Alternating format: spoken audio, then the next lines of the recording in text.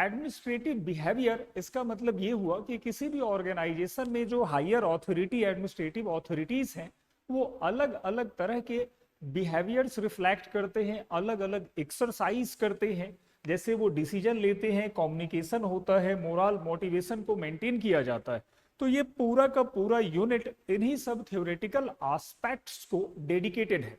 देखो, इसमें सबसे बड़ा टॉपिक है हमारा डिसीजन मेकिंग। और किसी भी ऑर्गेनाइजेशन में अगर डिसीजन ऑन टाइम लिए जाते हैं और डिसीजंस बहुत पार्टिसिपेटिव और कुल मिलाकर स्ट्रेटेजिक होते हैं, तो ऑर्गेनाइजेशन का डेवलपमेंट डेफिनेटली होता है। इस थ्योरी को कई सारे स्कॉलर्स ने डिफाइन किया है। हर्बर्ट साइमन इनमें सबसे बड़े रहे। हर्बर्ट साइमन के साथ में हम देखते हैं कि लिंड ब्लॉम आते हैं, इवन और भी स्कॉलर्स आते हैं। डिसीजन मेकिंग थ्योरी अपने आप में बहुत वाइटल यहाँ पे रहा। कम्युनिकेशंस के भी बहुत सारे फॉर्म्स होते हैं। कुछ कम्युनिकेशंस फॉर्मल हैं, कुछ इनफॉर्मल हैं। इसी साल 2024 में आपने देखा ग्रेप वाइन पर डायरेक्ट क्वेश्चन आया, जो एक इनफॉर्मल कम्युनिकेशन है। इसी तरह मोराल, तो मोराल एक्चुअली एक मोटिवेशन का फॉर्म है और ये एनर्जी को बताता है, आखिर कितने एनर्जेटिक हमारे एम्प्लॉय हैं वर्क प्लेस पर, कितने ज्यादा वो वर्क के लिए डेडिकेटेड है। मोटिवेशन एक हमारी इंटरनल फीलिंग्स है, हमारा एक मेंटल स्टेट है। अगर हम किसी काम के लिए मोटिवेटेड हैं, जैसे हम लोग सोचो कि अगर सिविल सर्विसेज की प्रिपरेशन भी कर रहे हैं और मोटिवेटेड हैं, तो मन लगाकर पढ़ेंगे, हमारे मार्क्स अच्छे आएंगे, रिजल्ट अच्छे बनेंगे। मोटिवेशन के बारे में पहले कोई अंडरस्टैंडिंग नहीं था। सबसे पहले हम देखते हैं कि अब्राहम मास्लो आते हैं और ह्यूमन मोटिवेशंस के हायरार्की को वो एक्सप्लेन करते हैं। बाद में चलकर हर्जबर्ग भी आए और अलग अलग स्कॉलर्स आते हैं। कुल मिलाकर मोटिवेशंस के दो डायमेंशन बने, एक कंटेंट थ्योरी बना और एक दूसरा कॉन्टेक्स्ट थ्योरी भी आया। तो यहाँ पर कंटेंट, प्रोसेस, कंटेम्पररी, तीन थ्योरीज है मोटिवेशंस के।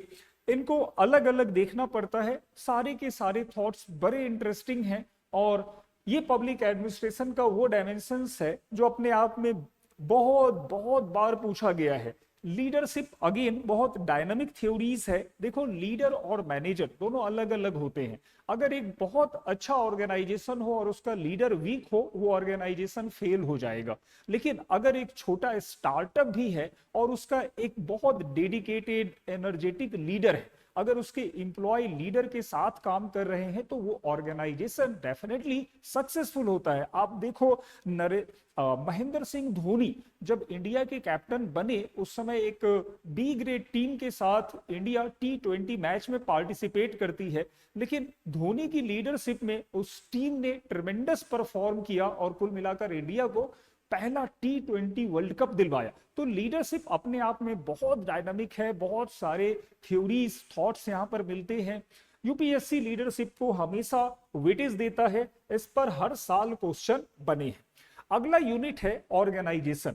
देखो, ऑर्गेनाइजेशन, अगर हम ऑर्गेनाइजेशंस को देखते हैं तो ऑर्गेनाइजेशन के दो तीन डायमेंशंस हैं। कुछ स्ट्रक्चरल डायमेंशन है, हायरार्की कैसा हो, पावर ऑथोरिटी कैसे डिस्ट्रीब्यूट किया जाए, वर्क एलोकेशंस कैसे हो। तो ये पूरा यूनिट उसी से डील करता है, उसी के बारे में डिस्कस करता है। सबसे पहले ये दो थ्योरीज को बताता है। पहला है सिस्टम थ्योरी। देखो, सिस्टम थ्योरी, पहले इसके बारे में कोई आइडिया नहीं था। एक बायोलॉजिस्ट थे लुई बर्टन लफी, और इन्होंने कहा कि देखो, हमारा ऑर्गेनाइजेशन एक होल है, चाहे वो अकाउंटेंट वर्क हो, चाहे वो कंज्यूमर अफेयर हो, सब मिलजुल कर काम करते हैं और इससे ओवरऑल ऑर्गेनाइजेशन का परफॉर्मेंस देखा जाता है। तो सिस्टम थ्योरी ऑर्गेनाइजेशन को एक होल मानता है और उसके बेस पर ऑर्गेनाइजेशन को समझने में मदद करता है। कंटिजेंसी थ्योरी कहता है कि भाई, एक ही प्रिंसिपल या एक ही थ्योरी आपके ऑर्गेनाइजेशन को हर एक सिचुएशंस में सक्सेसफुल नहीं बना सकती है। सिचुएशन के अकॉर्डिंग, अपने डिमांड के अकॉर्डिंग, कंज्यूमर्स के अकॉर्डिंग आप अपने ऑर्गेनाइजेशन को चेंज करिए, तभी आपके ऑर्गेनाइजेशंस में कहीं ना कहीं सस्टेनेबिलिटी बनेगी। इसमें भी बहुत सारे थॉट्स दिए गए हैं। आगे structure for ministry, department, corporation, company, board, ये सब अलग अलग ऑर्गेनाइजेशंस के फॉर्म हैं। जब किसी ऑर्गेनाइजेशंस को एक मिनिस्टर लीड करते हैं तो उसे मिनिस्ट्री कहते हैं। एक मिनिस्ट्री में जब कई सारे डिपार्टमेंट होंगे तो उसे ही डिपार्टमेंट कहते हैं। गवर्नमेंट जब कमर्शियल अफेयर्स को डील करती है, जब सपोज सेल और परचेज के लिए किसी कंपनी को बनाती है, तो वो कई बार कॉरपोरेशन हो सकते हैं, कंपनीज हो सकता है, इनके मैनेजमेंट को बोर्ड और कमीशन हैंडल करते हैं। एडहॉक और एडवाइजरी बॉडीज जो है वो टेम्पररी बॉडीज हैं। एडहॉक बॉडीज को तब बनाया जाता है जब किसी अर्जेंट मैटर को सॉल्व करना हो। Advisory body again group of expert को इन्वॉल्व करते हैं।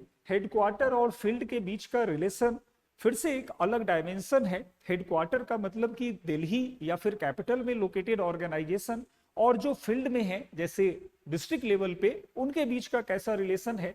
अगेन रेगुलेटरी ऑथोरिटीज, देखो रेगुलेटरी ऑथोरिटीज जीएस का भी पार्ट है और हमारे पब्लिक एडमिनिस्ट्रेशन का भी पार्ट है। Regulatory authorities quasi judicial, quasi administrative और क्वासी लेजिस्लेटिव फंक्शंस को एग्जीक्यूट करती हैं।